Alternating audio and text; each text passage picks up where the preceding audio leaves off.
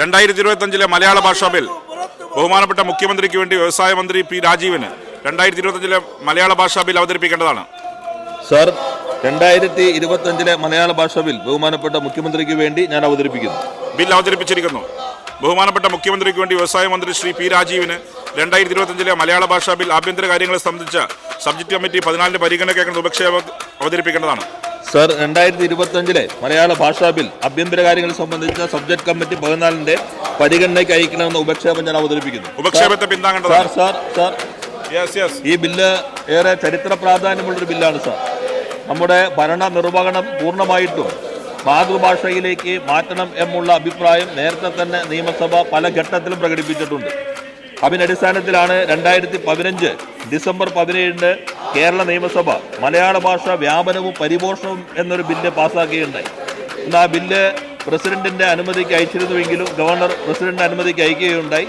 പ്രസിഡന്റിന്റെ അനുമതിക്ക് അയച്ച ബില്ലിനെ സംബന്ധിച്ച് തുടർച്ചയായ ചില വ്യക്തത വരുത്താനായിട്ട് സംസ്ഥാന ഗവൺമെന്റിനോട് കേന്ദ്രം ആവശ്യപ്പെട്ടിരുന്നു. അതിനനുസരിച്ച് ഓരോ കാര്യത്തിലും വ്യക്തത വരുത്തിക്കൊണ്ട് സംസ്ഥാന ഗവൺമെന്റ് യൂണിയൻ ഗവൺമെന്റ് അഭിപ്രായം അറിയിച്ചെങ്കിലും ആ ബില്ലിന് കാരണമൊന്നും പറയാതെ അംഗീകാരം നിഷേധിക്കുകയാണ് ചെയ്തത്. അതിനകത്ത് അവർ പറഞ്ഞൊരു കാര്യം എന്നുള്ളത് ഇത് ഭാഷാ ന്യൂനപക്ഷങ്ങളുടെ താല്പര്യം കൂടി സംരക്ഷിക്കണം എന്നുള്ളൊരു ഭാഗം പറഞ്ഞിരുന്നു.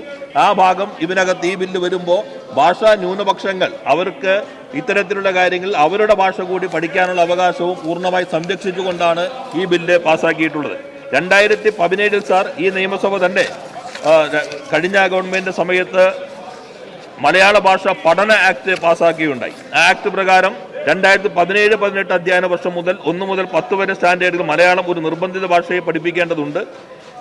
ഈ നിയമം എന്നുള്ളത് മലയാള അധ്യയനത്തിന് മാത്രമല്ല സാർ, ഭരണനിർവഹണം അതേപോലെ തന്നെ കോടതികൾ, ജില്ലാ കോടതിക്ക് താഴെയുള്ള കോടതികളുടെ ഭാഷയായിട്ട് മലയാളം മാറ്റുക, മലയാളം പ്രോത്സാഹിപ്പിക്കുന്നതിന് വേണ്ടിയുള്ള പ്രത്യേകമായിട്ടുള്ള ഒരു കമ്മീഷൻ, നേരത്തെയുള്ള ഔദ്യോഗിക ഭാഷാ സംവിധാനത്തിന് പകരം മലയാള ഭാഷ വികസന ഡയറക്ടറേറ്റ് രൂപീകരിക്കാൻ വ്യവസ്ഥ ചെയ്യുന്നുണ്ട്. അതുപോലെ തന്നെ നിയമങ്ങൾ, ബില്ലുകൾ, ഓർഡിനൻസുകൾ ഇതെല്ലാം തന്നെ മലയാളത്തിൽ അവതരിപ്പിക്കാനുള്ളത്. നമ്മുടെ ഭരണഘടനയ്ക്കകത്ത് മലയാളത്തിലാണ് ബില്ല് അവതരിപ്പിക്കുന്നതെങ്കിൽ ഇംഗ്ലീഷ് പരിഭാഷ ഗവർണറുടെ അതോറിറ്റിയിൽ അംഗീകരിക്കണമെന്നുള്ളതാണ്. പക്ഷേ ഇപ്പോൾ നമ്മുടെ പ്രായോഗികമായ രീതി ഗവർണർ തന്നെ ഒപ്പുവെക്കണമെന്നുള്ളതാണ്. പക്ഷേ ഇന്ന് ഇത് മലയാളം ശരിയാണ്, ഇംഗ്ലീഷും ശരിയാണോയും ഒത്തുനോക്കൽ പ്രക്രിയ മാത്രമാണ് യഥാർത്ഥത്തിൽ ഭരണഘടനാ പ്രകാരം നിർവഹിക്കേണ്ടത്. അത് under the authority of the governor എന്നാണ് ഭരണഘടന പറയുന്നതെങ്കിലും ഗവർണർ തന്നെ ഒപ്പുവെക്കണമെന്നുള്ളതാണ് ഇപ്പോൾ പിന്തുടരുന്ന കീഴ്വഴക്കം എന്നുള്ളത്.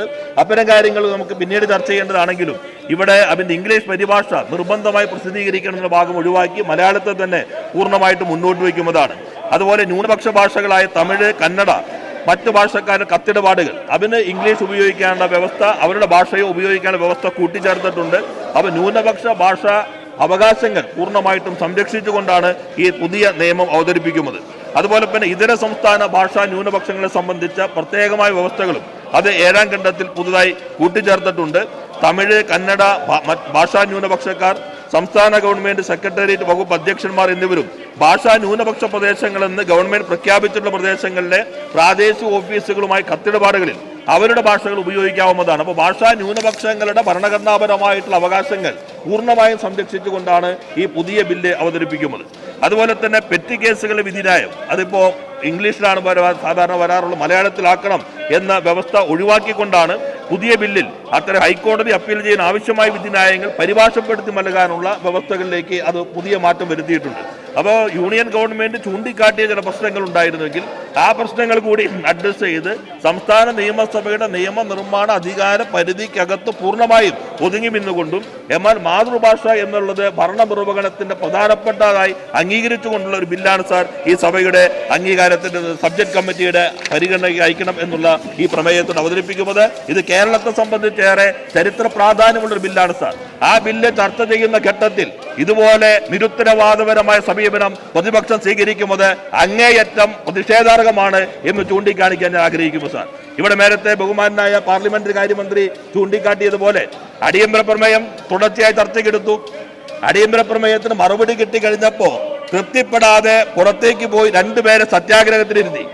അവർ സത്യാഗ്രഹം ഇരിക്കുകയാണ് ഈ തീരുമാനം വരുന്നത് വരെ എന്ന് ബഹുമാനായ പ്രതിപക്ഷ നേതാവ് സഭയുടെ ശ്രദ്ധയിൽപ്പെടുത്തി. ഇപ്പൊ പോലീസ് നയത്തിൽ പൂർണ്ണമായി തൃപ്തിയുള്ളത് കൊണ്ടായിരിക്കാം സഭയുടെ ശ്രദ്ധയിൽപ്പെടുത്താമെന്ന് അവരെല്ലാവരും തന്നെ ഇപ്പൊ സഭയ്ക്കകത്തുണ്ട്. പ്രതിപക്ഷ നേതാവാണെങ്കിൽ അവർ തിരിച്ച് സഭയ്ക്കകത്തേക്ക് വന്ന സാഹചര്യം എന്താണെന്ന് ഇതുവരെ സഭയുടെ ശ്രദ്ധയിൽപ്പെടുത്താനും സമയം കണ്ടെത്തിയിട്ടില്ല എന്ന കാര്യം കൂടി ഈ സന്ദർഭത്തിൽ ഞാൻ ചൂണ്ടിക്കാണിക്കുകയാണ്. ഈ ബില്ല് സബ്ജക്ട് കമ്മിറ്റി വിടണം എന്നുള്ള ആ ഉപക്ഷേപം അംഗീകരിക്കണമെന്ന് അഭ്യർത്ഥിക്കുന്നു.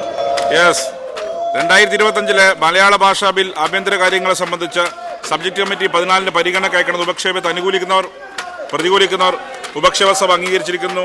ബിൽ സബ്ജക്ട് കമ്മിറ്റി 14 പരിഗണനയ്ക്ക് അയക്കുന്നു.